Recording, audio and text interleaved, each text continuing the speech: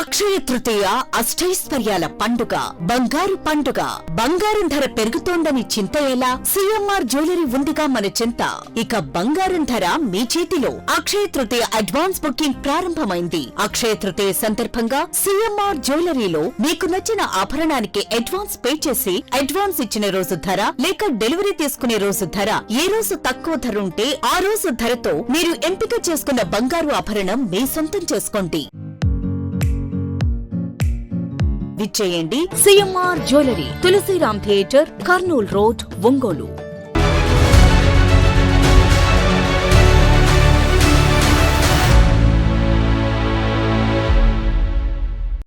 ప్రకాశం జిల్లా అమ్మనబ్రోలు గ్రామ తెలుగుదేశం పార్టీలో అంతర్గత విభేదాలు ఒక్కసారిగా రచ్చకెక్కాయి.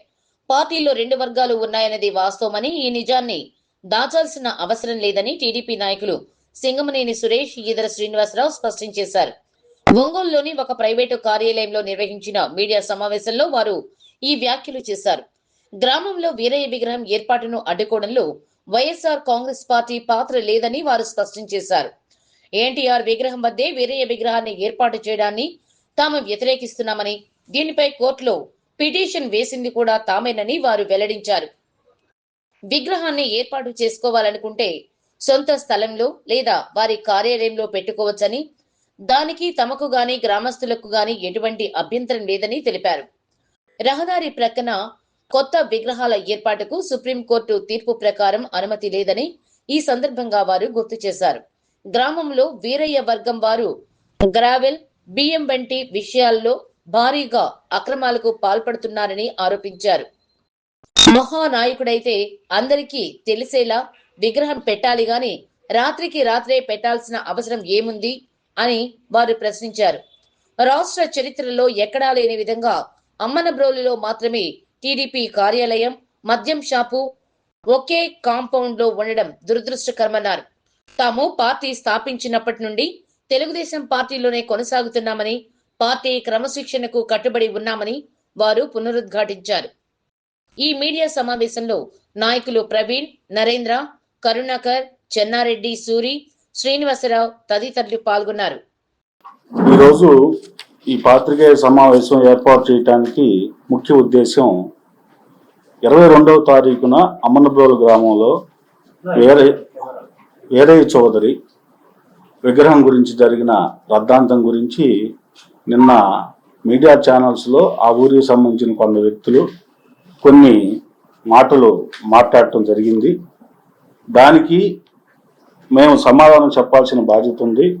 ప్లస్ ఆ మీడియా సమాముఖంగా ఛాలెంజ్ విసిరారు. ఏమని? ఇది ఊరకేదో రహస్యంగా ఇయటం కాదు, ఏదైనా సీము నెత్తురు దమ్ము ధైర్యం ఉంటే ఏదో ప్రెస్ మిందలకు వచ్చి చెప్పాలని రకరకాలుగా ప్రేలాపనలు చేశారు. కాబట్టి దానికి మేము ఈ రోజున సమాధానం చెప్తున్నాం. మేము ఇచ్చిన అర్జీలో వాళ్ళు కూడా చదివి వినిపించారు. అదే నేను కూడా మరలా చెప్తున్నాను. నా పేరు సింగమనేని సురేష్. తెలుగుదేశం పార్టీలో సభ్యత్వం ఉంది, తెలుగుదేశం పార్టీలో మెంబర్నే. గత 5 సంవత్సరాలుగా తెలుగుదేశం పార్టీ కోసం ఎన్నో పనులు చేసిన వ్యక్తిని నేను. అయితే ఈ ఇచ్చిన అర్జీలో ముఖ్యంగా మేము పెట్టిన అర్జీలో కలెక్టర్ గారికి, గౌరవనీయులైన ప్రకాశం జిల్లా కలెక్టర్ మెజిస్ట్రేట్ గారి దివ్య సముఖమునకు, ప్రకాశం జిల్లా నాగులపులపాడు మండలం అమ్మనబ్రోలు గ్రామ ప్రజలు మరియు ఎన్టీఆర్ అభిమానులు రాసుకున్న విన్నపములు. ఒకవేళ ఆ అమ్మాయిని వీళ్ళు వైసీపీ అని గనక చెప్తే, అంతకుముందల ఎలక్షన్స్లో వైసీపీ నాయకుడైనటువంటి ఉన్నో సీను అతన్ని తోటి కుమ్మక్కయ్యి రాజకీయాలు చేసి సర్పంచ్గా గెలిచి, సర్పంచ్గా అర్జున్ సరోజిని తెలుగుదేశం, వైస్ సర్పంచ్గా ఉన్నో సీను ఉన్నాడంటే అప్పుడు వేరే చోదరు ఏ పార్టీ, తెలుగుదేశమా వైసీపీ? అది ఆ రోజు కనుక అతను వైసీపీ అయితే ఈ రోజున మేము వైసీపీ, అతను తెలుగుదేశం అయితే మేము తెలుగుదేశం. పోతే ఇక్కడ ఇంకో ముఖ్యమైన విషయం ఏంటంటే,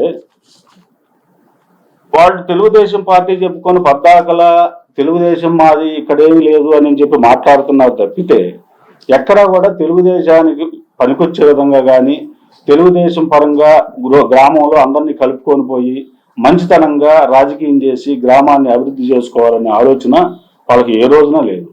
ఎందుకంటే మన వైసీపీ ప్రభుత్వం హయాంలో కూడా జరిగినటువంటి మండల పరిషత్ ఎన్నికల్లో రాష్ట్రం అంతా ఎన్నికలు బహిష్కరించారు. ఒక నాగులపాడు మండలంలో మాత్రం ఎలక్షన్స్ జరిగినాయి. ఎలక్షన్స్ జరిగితే ఆ రోజున మండల కార్యాలయం దగ్గర అందరికీ తెలుసు, ఆ రోజు పత్రికా మిత్రులు ఉన్నారు, చాలా మంది ఉన్నారు. 4-5 సీట్లలో పోటీ చేసి ఆ 4-5 సీట్లు కూడా పార్టీని తాకట్టు పెట్టి రాజీ చేసుకొని వైస్ ఎంపీపీ చేసుకోవాలని తను చాలా ప్రయత్నం చేశాడు. ఆ రోజున విఫలమయ్యాడు. ఆ సంగతి అందరికీ తెలుసు. కాబట్టి ఇన్ని విషయాలు చేసి పార్టీకి రకరకాల చేస్తూ కూడా నేనే తెలుగుదేశం పార్టీ, ఇక్కడ ఇంకెవరూ లేరు, నా ఒక్కరిదే పెత్తనం అని చెప్పడం ఎంతవరకు సమంజసమో ప్రజలు కూడా గమనించాలి.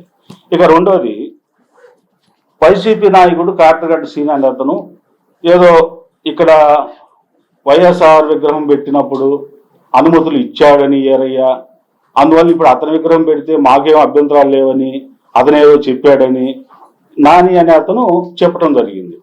నేనేమంటున్నానంటే, వైఎస్ రాజశేఖర రెడ్డి విగ్రహం పెట్టినప్పుడు ఆల్రెడీ కోర్టుకు వేశారు, ఇదే కోడల్లో పెడతానికి వీలు లేదని చెప్పి ఆ రోజున కోర్టులో కూడా పర్మనెంట్ ఇంజక్షన్ ఆర్డర్ ఉంది స్టిల్ ఈ రోజుకి కూడా. కానీ దాన్ని బేఖాతరు చేసి ఆయన ఏదో చెప్పాడని చెప్పి ఇదంతా తీసుకెళ్ళి ఇది మా పార్టీ కాదు, తెలుగుదేశంలో 2 వర్గాలు లేవు, మొత్తం వైసీపీ అని వైసీపీ మీదకి నెట్టే ప్రయత్నం చేస్తున్నారు. అది కూడా తప్పని మేము ఖండిస్తూ ఉన్నాం. లేకపోతే ఈ గ్రామంలో, అమనబ్రోలు గ్రామంలో ముఖ్యంగా తెలుగుదేశంలో 2 గ్రూపులు ఉన్నాయి అనేది జగమెరిగిన సత్యం, అందరికీ తెలుసు. ఆ విషయం మీకు ఈ మధ్యకాలంలో మా సంతనోదలపాడు నియోజకవర్గానికి సంబంధించి గౌరవ ఎమ్మెల్యే గారు ఒక లేడీ ఎవరో సమ్ పర్సన్కి ఇంటర్వ్యూ ఇవ్వడం జరిగింది.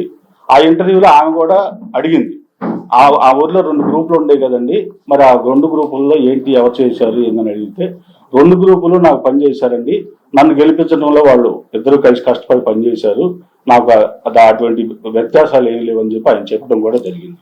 అది మీరు తెలుసుకోవాల్సిన అంశం. పోతే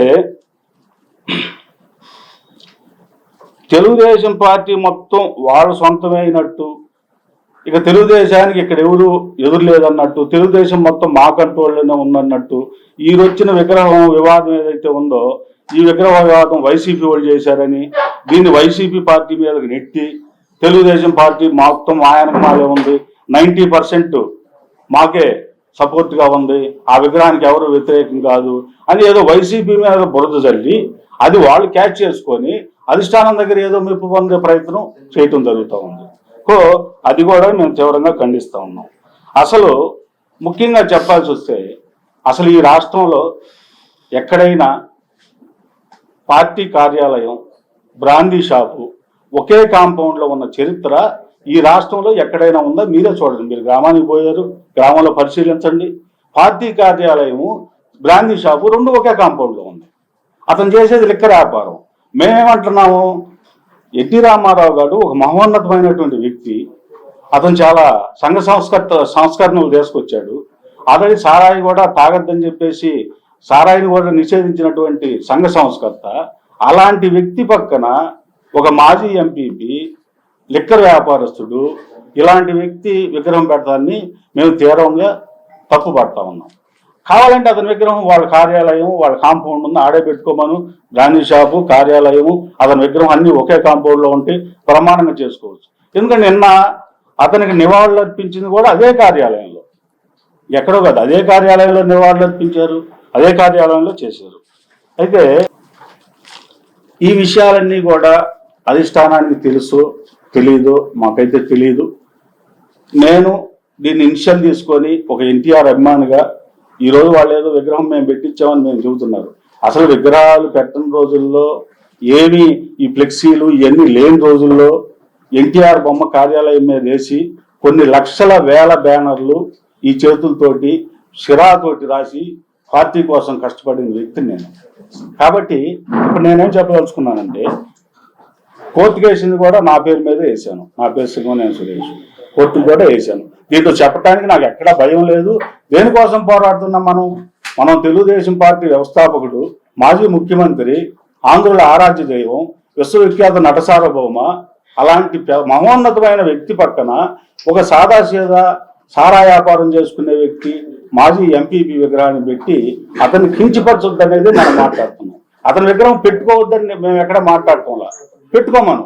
ఇంకా కావాలంటే పక్కన ఇంకొక 22 గదులు స్థలం కొనుక్కున్నారు పక్కన ఆ ముస్లిమ్స్ కాలనీ ఆనుకొని. దాని 100 గదులు కుడేరంగా ఆక్రమించుకున్నారు, అక్కడ పెట్టుకోవచ్చు. దాని గురించి ఇబ్బంది ఏమి లేదు. లేదు వారి కార్యాలయంలో పెట్టుకోవచ్చు, దాని గురించి వచ్చి ఇబ్బంది కూడా లేదు.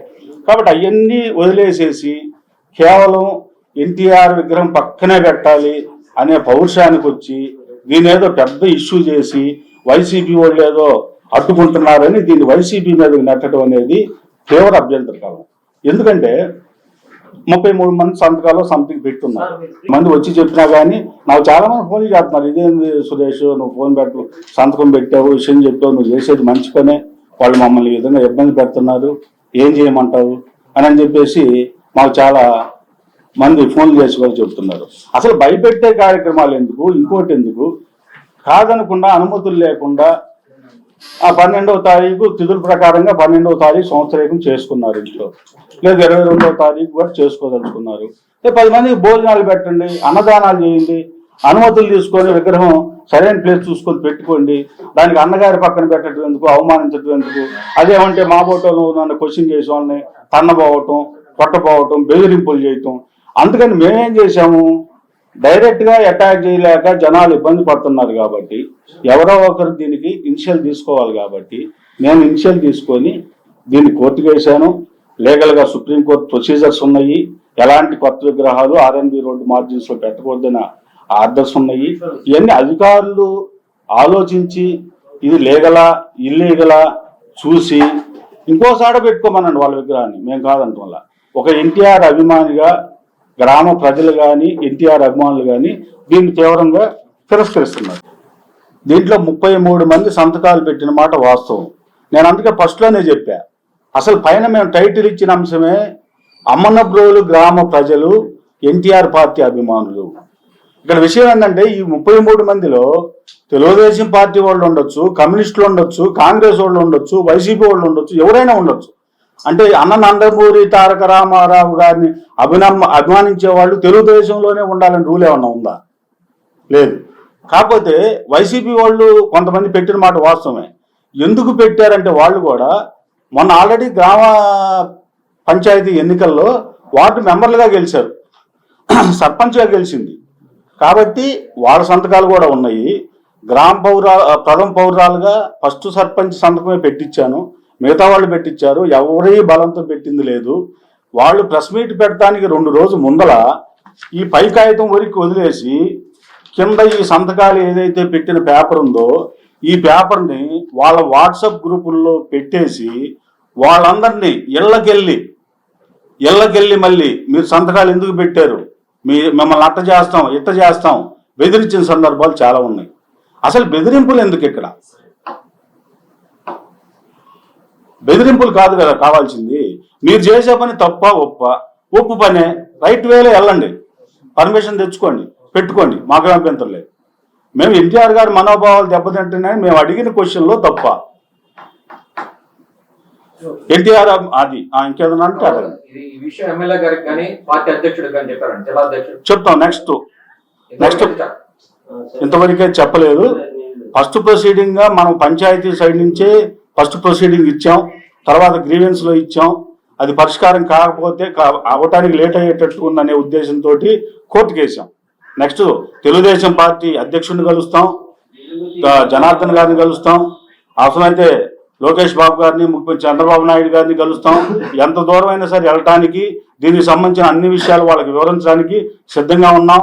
దీంట్లో ఒక 33 మందిలో కనీసం 4-5 మీరు బెదిరిస్తే లొంగిపోయేవాళ్ళు, లేదంటే మీరు ఇంకో రకంగా భయపెడితే ఏదన్నా మీకు మభ్య పెడితే ఇదయ్యేవాళ్ళు ఉండొచ్చు. కానీ కనీసం దీంట్లో 25 మంది అన్నా నువ్వు మంచి పని చేస్తున్నావు, మేము నీ వెనకాల వస్తాం, కాకపోతే ఊళ్ళో మమ్మల్ని బతకనీయట్లేదు అని చెప్తున్నారు. కాబట్టి మేము వాళ్ళని వెలుగులో సంతకాలు పెట్టారు, అయిపోయింది.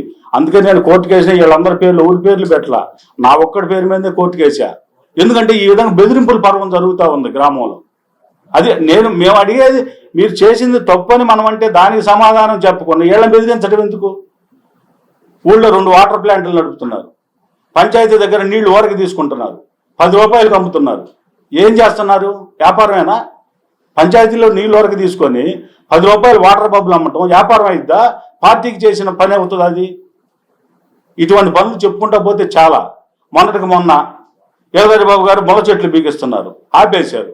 నిన్నటికి నిన్న గ్రావెల్ తోలుకుంటున్నారు. సిమెంట్ రోడ్లు వేశారు.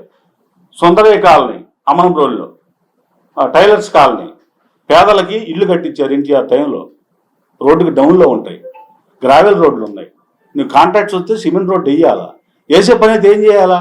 వాళ్ళు మళ్ళీ ఇంటి మీద ఇల్లు కట్టుకునే స్తోమత ఉన్నోళ్ళే నా పేద ప్రజలు. ఆంధ్ర రోడ్డు మీద మళ్ళీ వేసేస్తారు. ఎందుకు? మళ్ళీ దాన్ని చెక్కితే రేట్ ఎక్కువైద్దని, ఖర్చు ఎక్కువైద్దని. దాన్ని అడిగేవాళ్ళు లేడు. రోడ్డు మార్జిన్కి గ్రావెల్ తోలారు. ఎవరు పర్మిషన్ తీసుకొని మీరు గ్రావెల్ తోలారు? సమాధానం ఉందా మీ దగ్గర? లేదు. అంటే మీరు ఏ పని చేసినా పర్మిషన్స్ ఉండవు, ఏమీ ఉండవు, దౌర్జన్యంగా చేసేస్తారు. ఎవడన్నా ఒక పేదవాడు ఇంటి ముందర మెరక తోలుకోవటానికి ట్రాక్టర్ పెడితేనేమో పోలీసులు ఫోన్ చేస్తారు.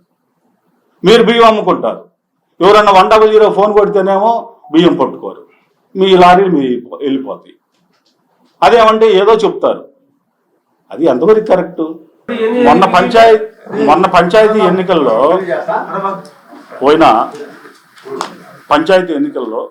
అమనబ్రోలు గ్రామంలో 14 వార్డులు. అమనబ్రోలు గ్రామంలో 14 వార్డులు. 14 వార్డులకు గాను మేము గెలిచింది 10 వార్డులు. ఏరై చౌదరి గెలిచింది 4 వార్డులు. ఎవరి బలం ఎంత? అతను డైరెక్ట్ ఎలక్షన్స్ లో ఒకేసారి ఎవరి పొత్తు లేకుండా గెలిచింది ఒక ఎలక్షన్. ఎంపీపీగా అతను ఎంపీపీ అయ్యింది దేనితో అయ్యాడు?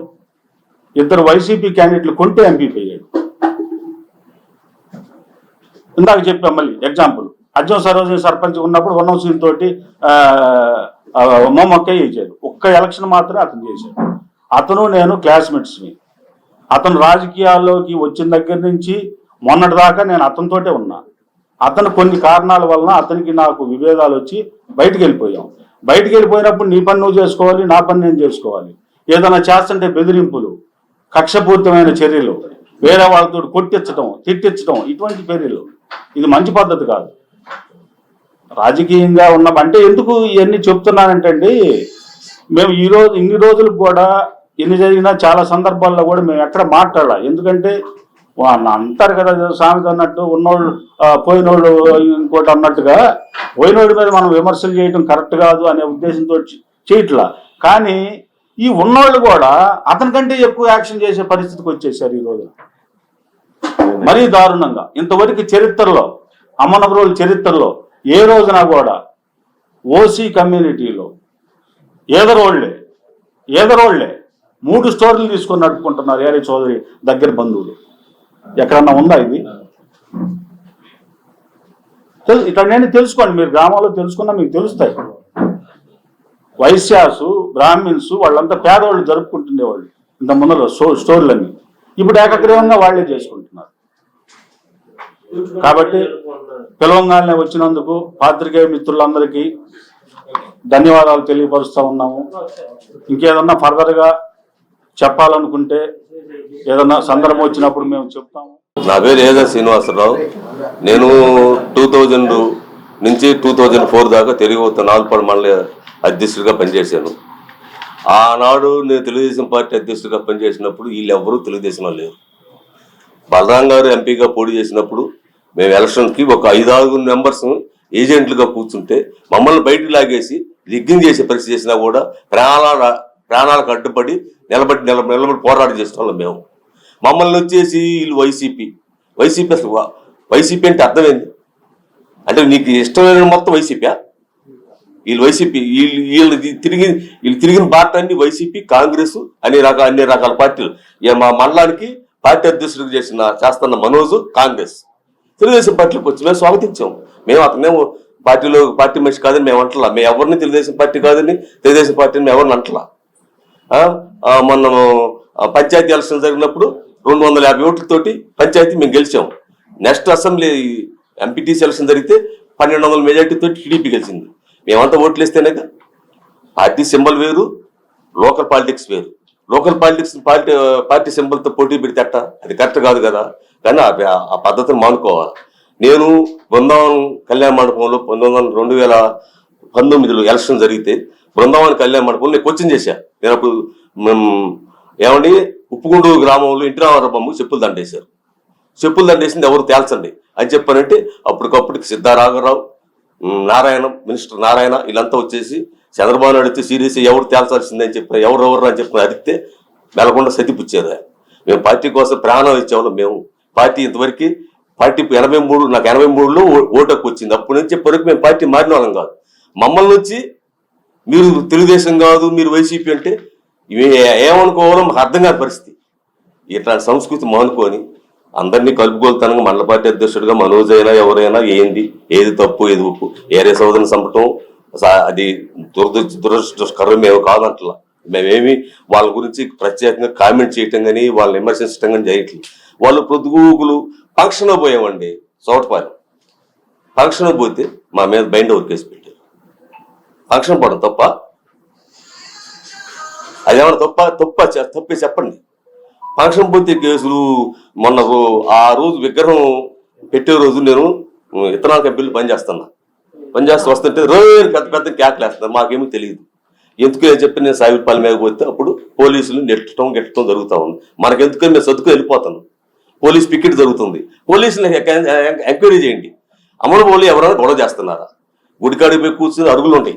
మాకు శివాలయం కాడ అరుగులు ఉంటాయి. అరుగులు కాడ కూర్చుంటే ఈ అరుగులు తీసేయాలా ఎత్తేయాలా పడేయాలా చాలా అరాచకాలు చేస్తున్నారు. అది దాన్ని సహించుకొని పోనీలే మనకెంతులేని మేము పోతున్నాం.